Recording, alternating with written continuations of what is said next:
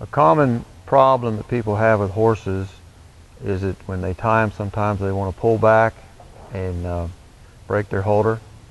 So I'm going to show you a technique here how you can tie your horse that will help him and help you get through that.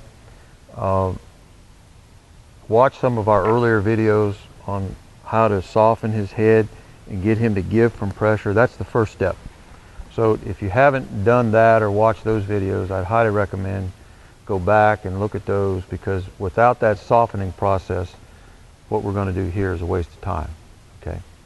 So when we tie our horse and he wants to pull back and break his halter, or tells us he's not given to pressure, okay, he's panicking when he gets in a tight squeeze, and some horses will pull until something breaks, and then they finally discovered their own strength. Then you got a problem on your hands. So in order to get him to where he doesn't do that, we have to rig this rope up in a way where he's not going to get hurt, and you're not going to tear up and tear all your rings off the wall.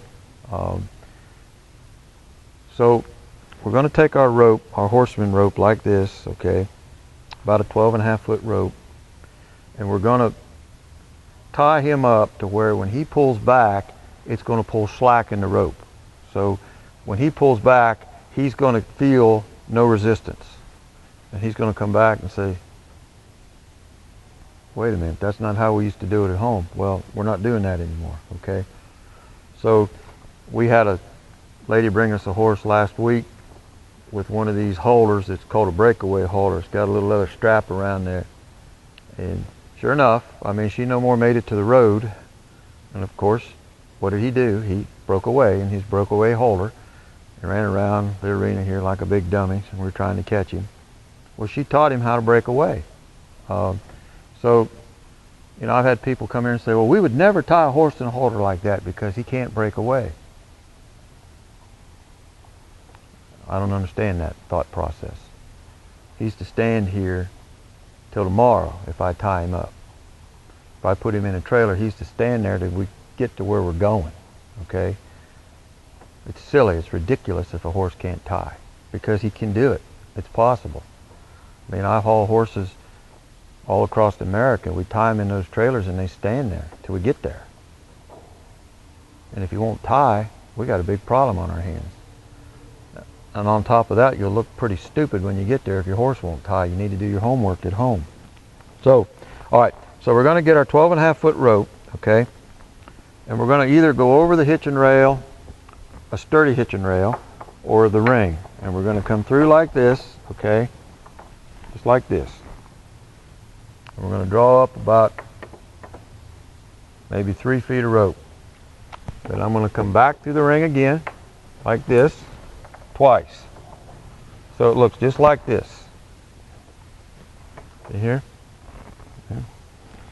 Then I'm going to take the tail of the rope, right like this, and I'm going to go back below the knot. Very important, below the knot right here.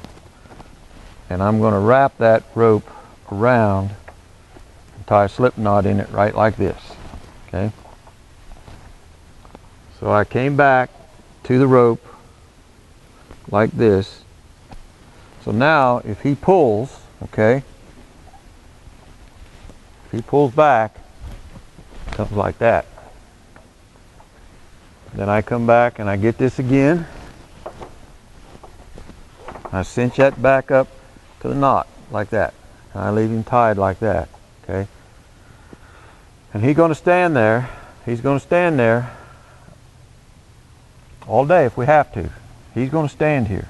And if he starts pawing and acting up, I might put the hobbles on him after I've gotten him ready for the hobbles earlier, okay? So when he goes to pull back, he gets slack in the rope. Well, it won't be long till he figures out that that pulling back just doesn't get him anywhere, okay?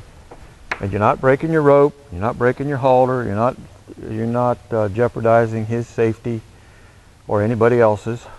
But don't be afraid to tie your horse. You know, tie him up like this and leave him tied. Go do something else and come back. You know, a lot of times when we ride our horses, we'll tack 2 or 3 at a time, and these horses are tied on these rings on the wall half a day, sometimes 2/3 of the day. We go to lunch, we tie up all our horses, and they stand here very obediently and very patiently. And if a horse pulls back, this is one way we're going to work on it. Now I've got another way to do this that I'll do in another video, but this is a good place to start right here. You don't want to tie him to a trailer to do this. You know, you don't want to tie him to a fence or a fence post or a wire fence or anything when you're doing this. You need to have you a wall with a ring or a hitching rail that's very sturdy and it doesn't have anything around where he can get tangled up or get caught on or anything, because that'll be the next problem, is you'll get your horse to where he'll get himself hurt. So that is the procedure on pullback.